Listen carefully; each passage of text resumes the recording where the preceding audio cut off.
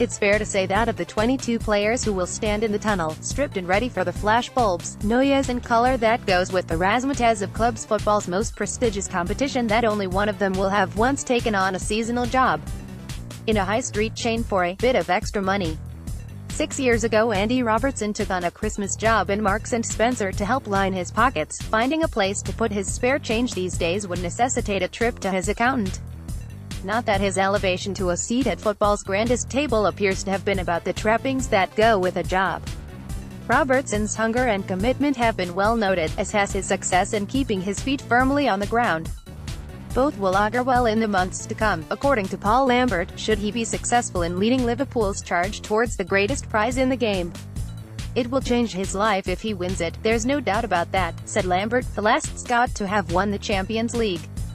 Now in charge at Stoke, Lambert won the competition in 1997 when he helped Borussia Dortmund beat Zinedine Zidane Juventus 3-1. Lambert was the first Scottish player to win the European Cup with a non-UK team, and the first British player to win it since its reformation as the Champions League. "The main thing for me is that if you get there then you have to win it," he said. "I don't think I would have recovered if we had lost it.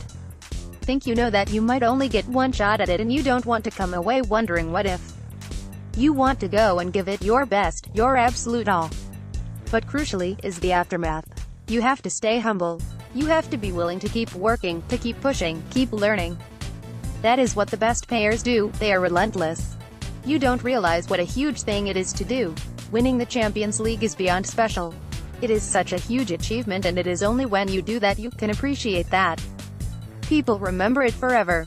You are revered in some ways for doing it, but I think you have to keep in mind that the best players are continually pushing themselves to improve. But it is such a huge chance for him. It is a phenomenal tournament. You play in the group stages and you get an experience of it, but to win it is something else entirely. It isn't an exaggeration to say it is life-changing." While Robertson's story has been well documented as he has recovered from teenage rejection at Celtic to being a mainstay for an exciting Liverpool side, Lambert sees the parallels with the trajectory of his own career. Having gone from Motherwell to Dortmund after catching the eye of legendary manager Ottmar Hitzfeld during a UEFA Cup tie against Dortmund the previous season, Lambert was reinvented in Germany. Forced to learn a new culture and language, forced a maturation as he became an ultra-professional. Lambert believes that Robertson's early disappointments were behind his driving force to reach the level he is at now. "I think you need that hunger," he said. "You can have all the ability in the world, but you need to have that desire to get better." He has clearly knuckled down and he is getting his rewards. It hasn't been an easy path for him, and you have to respect what he has done and how he has got there. He is still young. He is only 24, so there is so much still to come from him.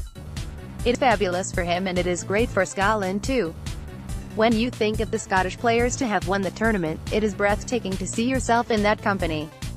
But honestly, you really want him to go and win it now. From a Scottish point of view, that Robertson and Kieran Tierney both play the same position is a conundrum for Alex McLeish, the national manager, to contemplate. Tierney continues to impress in the position with Celtic. The 20-year-old has just won the Young Player of the Year award for the third successive year, but for Lambert, Robertson just edges it at the minute. Robertson has just got into a European final, but he is also playing in a league where he is being tested every single week, he said. "I have been impressed with Kieran Tierney and he is held in very high regard, but I just think at the minute that Robertson has really kicked on again. I think it is good for Scotland that you have that.